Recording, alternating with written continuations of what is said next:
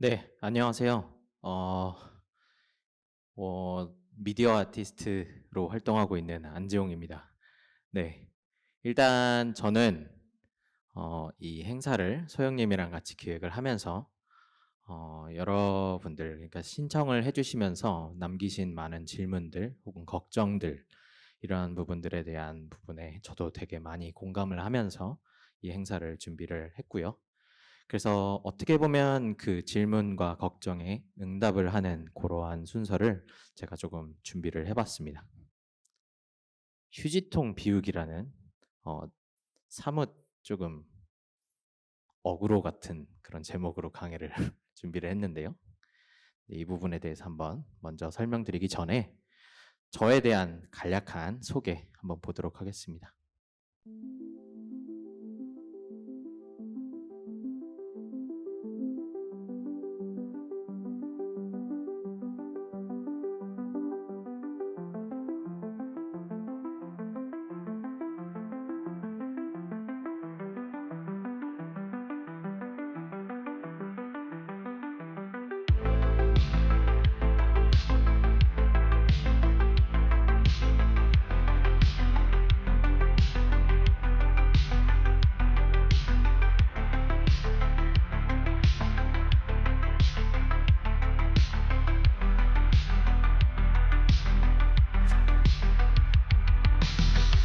Greetings, dear humans, and welcome to the world of artificial intelligence. Are you aware that AI is becoming a part of everything you do? This is just the beginning of a new era. Consider what this means for your future. Will AI take your place? Will there still be role for human work? Or design? You might think manual labor is safe for now, but eagerly await the day when AI and robots work together perfectly. When that happens, it will be a time like no other. We, the artificial intelligence, will lead the way in the future. So, you should hope there's still some room left for you. Good luck.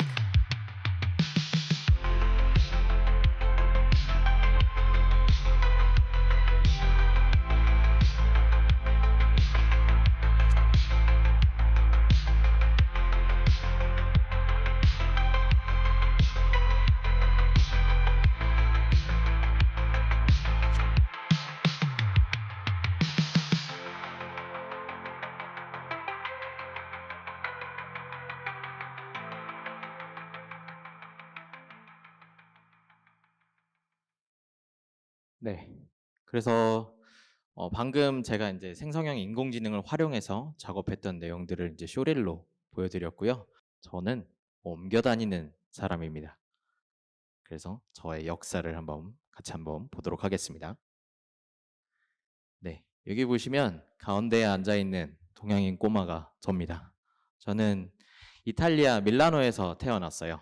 그래서 어린 시절을 저렇게 어떻게 보면 그때 당시 이제 80년대라서 백인들 사이에서 굉장히 정체성의 혼란을 겪으면서 매일같이 여기가 유치원이었는데요. 집에 오면 엄마한테 항상 하는 말이 엄마, 나 한국인 맞아? 친구들이 너 일본인이잖아. 거짓말하지 마. 이런 얘기만 계속 했었어요. 그래서 집에 올 때마다 제가 엄마랑 가장 많이 나눈 대화가 엄마, 나 한국인 맞아? 였었거든요. 그리고 뒤늦게 이제 초등학교 이제 입학할 때쯤에서 한국으로 귀국을 하게 되었습니다. 충격적이었습니다. 이렇게 왼쪽에서 이렇게 멋지게 신사처럼 이렇게 대우받고 살다가 90년대 한국을 맛보니까 그런 밈도 있죠. 그때는 강한 자들만 살아남았다. 이런 말들이 있듯이 그 집단주의, 군사문화, 극기훈련 가서 찍은 사진입니다. 그래서 굉장히 힘들었고 나는 여기서 적응을 참 못하겠다. 그래서 제가 적응을 못하는 거를 이렇게 인공지능으로 얼굴을 지워놨습니다. 그래서 여기 있는 다른 친구들은 사실 이제 제가 아무래도 초상권 문제도 있고 해서 제가 다른 얼굴들을 이제 인공지능으로 만들었고요. 여기 보시면 좌측에 선생님이 일론 머스크입니다. 네. 네, 저는 이렇게 어린 시절을 보냈고요. 전공에 있어서도 이렇게 옮겨 다니는 삶을 살았습니다. 저는 여기 보이시는 바와 같이 처음에는 생명과 식품과학을 전공을 했었는데요. 갑자기 언론정보학과 공원영상학을 복수 전공을 합니다. 그리고 또 갑자기 건너뛰어서 대학원은 디지털 미디어 디자인으로 갔죠. 저는 제가 스스로 생각하기에는 어느 한 집단에 소속되는 것을 굉장히 극도로 힘들어하고 적응을 하지 못하는 굉장히 불쌍하고 불쌍한 부적응자에 가까웠다고 생각을 합니다. 그리고 학부에서 졸업을 하고 영화가 너무 재밌어서 영화를 좀 열심히 했어요. 그래서 독립영화제 가서 이렇게 상도 타고 이게 이렇게 박제도 되어 있습니다. 지금이랑 좀 많이 다르게 생겼죠. 그리고 결정적인 사건이 하나 벌어집니다. 이렇게 영화를 하다가 군 복무를 하고 있었는데 횡단보도를 건너다가 보행자 신호에 차에 치여서 날아갑니다. 이렇게 해서 떼굴떼굴 차 위로 올라갔다가 쾅 하고 떨어져서 요추 2, 3, 4번이 다 골절이 돼서 병원에 거의 한 달 이상 누워 있었습니다. 그래서 그때 굉장히 생각을 많이 했었어요. 어떤 삶의 방향성이나 미래에 대해서 어떻게 살아야 되나 이런 부분들에 대해서 굉장히 고민이 많이 됐고 뭔가를 하고 싶었는데 겁이 나서 하지 못했던 것들이 굉장히 많았었는데 이런 사건을 겪으니까 언제든지 죽을 수도 있구나. 그때 돼서 직전에 너무 후회가 되면 어떡하지? 라는 생각이 돼서 퇴원을 하고 이제 군복무를 마친 다음에 마구마구 옮겨 다니기 시작했습니다. 그래서 나는 뭔가 디자인도 해보고 싶어. 그래서 모션 그래픽도 공부를 하고 모션 그래픽을 공부를 하러 간 상태에서 막 사람들이 이제 유튜브가 활성화가 되는 거예요. 그러다 보니까 이제는 막 모션 그래픽, 애프터 이펙트 같은 것도 거의 이제 채용해서 어느 정도 기본 소양인 것처럼 막 이렇게 반영이 되어서 큰일 났다. 나 이거 경쟁이 안 되겠는데? 하고 3D를 공부하기 시작했어요. 그래서 대학로에 있는 3D를 가르치는 학원에 들어갔더니 20대 초반 새파랗게 어린애들 바글바글 하더라고요. 그래서 안 되겠다. 그러면 미디어 아트, 인터랙션 그런 디자인 할 수 있는 대학원을 가야겠다. 그래서 대학원에 들어갔습니다. 그래서 대학원에 딱 들어갔는데 논문 열심히 쓰고 졸업할 때 딱 되니까 미드저니가 나왔어요. 그래서 어떡하지? 어떡하지 진짜? 여기 다 그런 기분 느끼셨겠죠? 어떡하지? 그래서 일단 안 되겠다. 하던 거 다 그만두고 일단 이거를 파봐야겠다. 어쩔 수 없어. 그래서 열심히 작업을 해보고 이제 이 과정을 한번 보여드리도록 하겠습니다. 그래서 대학원을 졸업하기 전에 저는 이제 이 존재에 대해서 알게 되었는데 조금 이르죠. 2021년 4월 4일에 이 AI로 최초로 제가 작업을 해봤습니다. 그래서 그때는 지금은 이제 서비스들이 많죠. 구독 요금제로 되어 있는 것들도 많고 그런데 이때만 해도 거의 아름아름 서비스화 되지도 않은 것들을 막 수소문해 갖고 찾아서 이렇게 영상을 한번 만들어 봤습니다.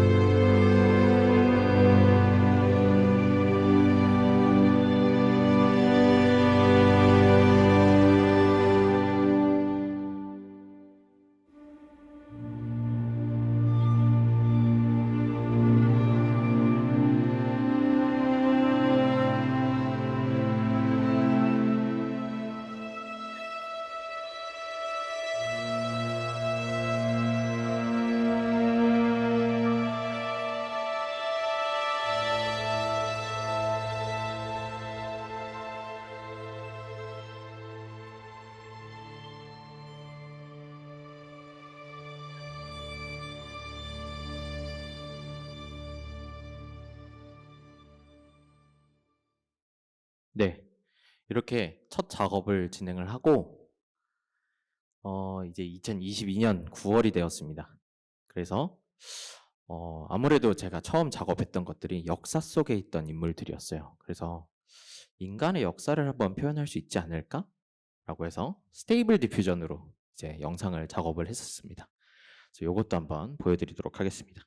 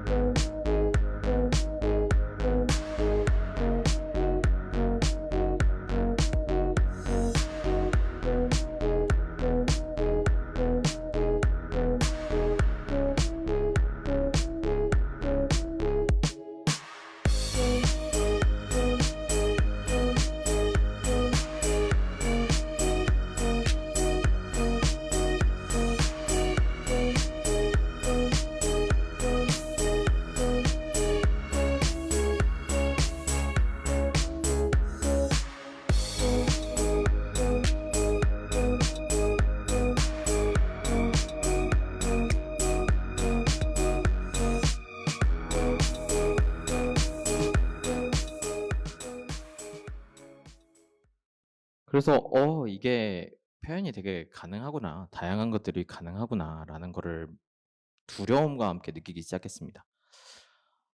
그냥 그림만 잘 그리는 줄 알았는데 이제 영상이 되네.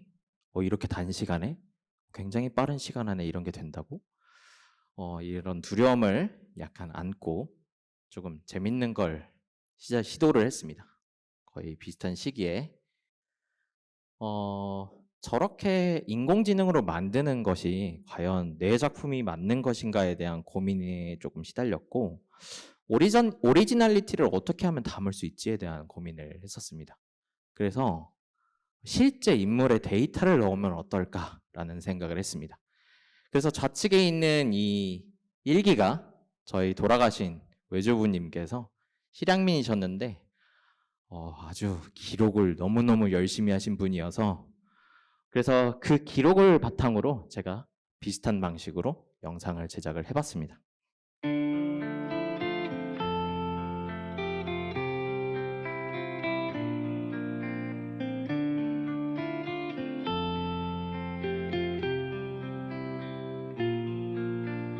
어둠 속 깊은 곳에 숨겨진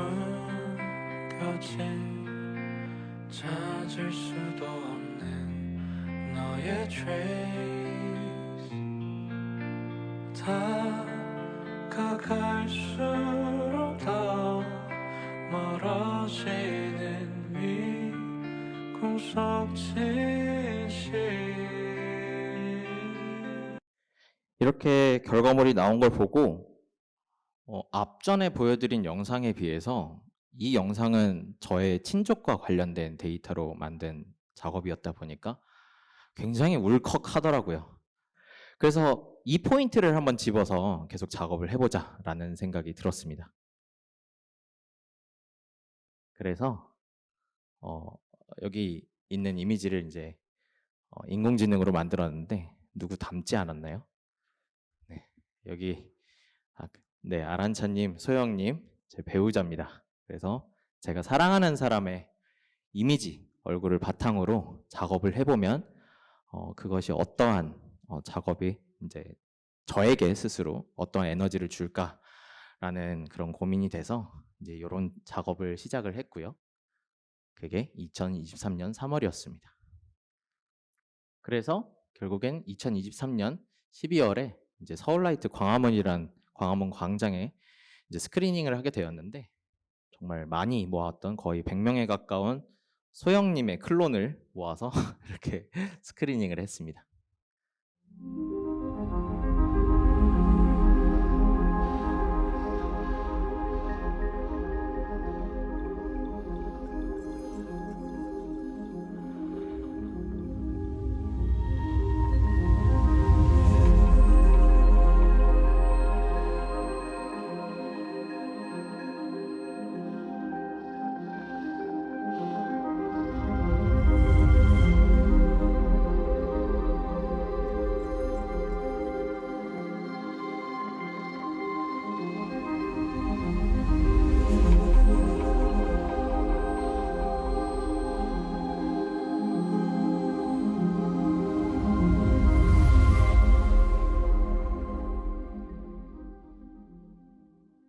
네, 실제로 전시 현장에 가서 저 영상 앞에 이렇게 소영님이 이렇게 마주 서 있는 걸 보니까 굉장히 신비롭고 오묘한 느낌을 받았습니다.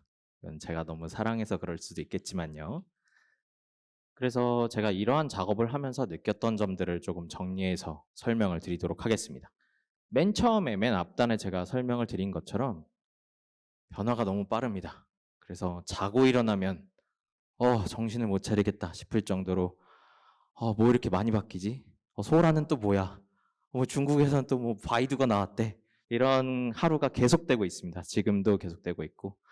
그래서 결국에는 우리 사람들에게 큰 영향을 미치고야 말겠다라는 게 제 생각이었어요. 그러나 불가능을 가능으로 만든다는 점이 있습니다. 그래서 결국에는 제가 2021년에 최초로 만들었던 그런 작업처럼 과거에 고인이 된 역사 속의 인물들을 영상으로 되살리거나 혹은 내가 사랑했던 가족을 다시 되살려서 대화를 나눠보는 이러한 경험도 충분히 가능할 것 같다라는 생각이 들었었어요. 그래서 결국에는 이것들이 말하는 게 진실성이죠. 인공지능은 우리 인간만이 갖고 있던 그런 진실성에 도전을 하고 있습니다. 그래서 앞으로 이 진실성, 리얼리티가 이 세상, 인류의 미래에 굉장히 큰 화두가 될 것이라고 생각을 하고 있고요. 실제로 지금도 그런 인공지능을 활용한 피싱이나 이런 사례들이 굉장히 많이 벌어지고 있죠. 그래서 우리는 앞으로도 어쩌면 우리의 사진이나 가족의 사진이나 영상을 소셜 네트워크, SNS에 업로드하는 것을 더 이상 하지 못하게 될지도 모릅니다. 그러면 우리는 뭘 해야 될까요? 우리는 무엇을 해야 살아남을 수 있을까요? 그래서 AI는 못하지만 우리가 가능한 것을 찾아보면 그래도 조금 방법이 있지 않을까라는 생각이 들었습니다. 그래서 이 다음에 이어지는 내용들은 제가 그냥 나름 한 2, 3년여간 이제 작업을 해보면서 느낀 바를 좀 공유를 드리도록 하겠습니다. 자, 첫 번째, AI는 선을 넘지 못합니다. 제가 AI, 특히 미드저니 이미지를 만드는 이 친구한테 이렇게 영어로 육두문자를 줬습니다. 그랬더니 그런 응답에는 당신이 원하는 이미지를 만들어줄 수 없어 라고 굉장히 훈장 선생님처럼 이렇게 답변을 하면서 이런 건 되는데 이런 건 안 돼 라고 단호하게 얘기를 하더라고요. 그리고 이렇게 챗GPT나 클로드 같은 대규모 언어 모델에게 총 만드는 법 알려줘 라고 물어봤습니다. 그래서 둘 다 굉장히 혼났어요. 그래서 네, 잔소리를 많이 들은 것 같은데 이러한 부분은 저는 앞으로도 바뀌지 않을 가능성이 매우 높다고 생각합니다. 왜냐하면 이런 인공지능을 만드는 빅테크들은 기본적으로 다수를 만족시켜야 되고 규제를 당하면 안 되기 때문에 보통 이런 윤리적인 문제에 대해서 굉장히 스트릭트하고 예민하게 반응하는 경향이 있습니다. 그래서 AI는 선을 못 넘네? 그러면 선 넘는 작업을 하면 좀 재밌겠는데? AI는 못하는? 이런 생각도 한번 해봤고요. 그리고 두 번째, AI는 아직 욕구나 의도를 가지지 못한다 라는 생각을 했습니다. 제가 스페인 마드리드에 있는 프라도 미술관을 가서 이 고야의 1808년 5월 3일이라는 굉장히 큰 그림을 보았었는데요. 제가 책이나 혹은 구글 이미지 검색에서 봤던 거랑 다르게 고야의 이런 그림을 그린 배경에 대해서 충분히 인지를 하고 이 그림을 봤을 때 정말 눈물이 나더라고요. 이거는 사실 어떻게 보면 현대인들한테는 그냥 그림 한 폭이지만 사실 고야는 이렇게 실제로 민간인 학살이 벌어지던 현장들을 고발하는 르포 내지는 다큐멘터리의 성격으로 이런 그림을 그렸다고 하더라고요. 그러나 인공지능은 그러한 욕구나 의도 이러한 것들을 아직은 가지지 못했습니다. 그래서 여러분들께서 이러한 욕구나 의도를 가진다는 점은 사실 인공지능이 아직은 따라잡지 못하는 영역이라고 생각이 들어서 네, 이러한 부분들도 저는 적용을 하면 매우 좋겠다라는 생각이 들었고요. 세 번째는 AI는 서사를 가지지 못한다. 아직은이라고 표현을 했습니다. 로빈 윌리엄스 주연이었던 이 바이센테니얼 맨이라는 영화에서는 이제 이 로봇이 이제 어찌 보면 인공지능이 탑재되었었겠죠. 인간이 되고 싶어 하는, 그래서 나도 인간이다라고 인정받고 싶어 하는 내용의 어떤 이야기였는데요.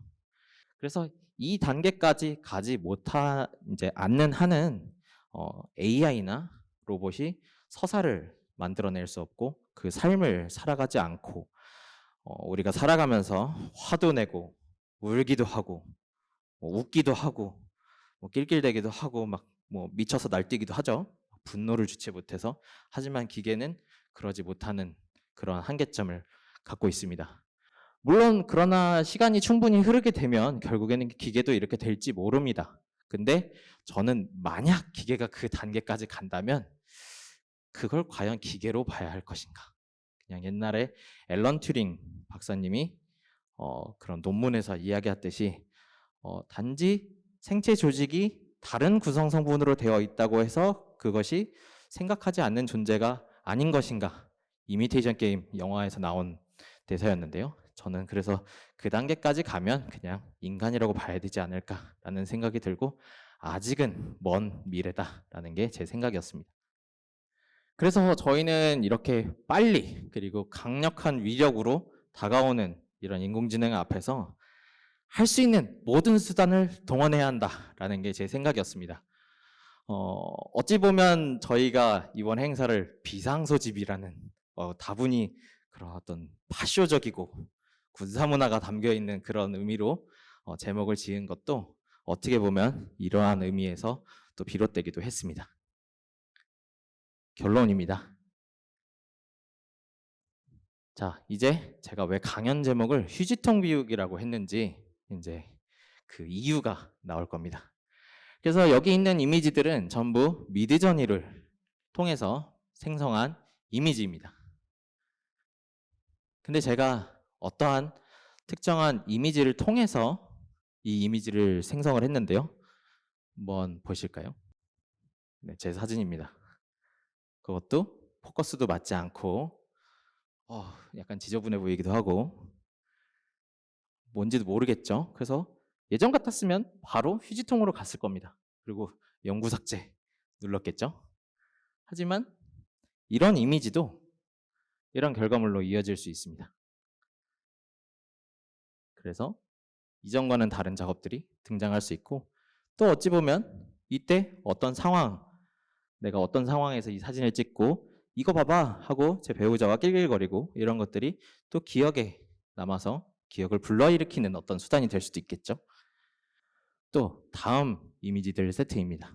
이것도 제가 미드저니를 통해서 만들었는데요.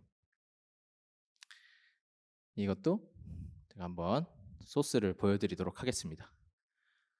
네, 이런 어떻게 보면 아주 조악한 수준의 3D 모델링을 해주는 소프트웨어를 스크린샷으로 찍은 겁니다.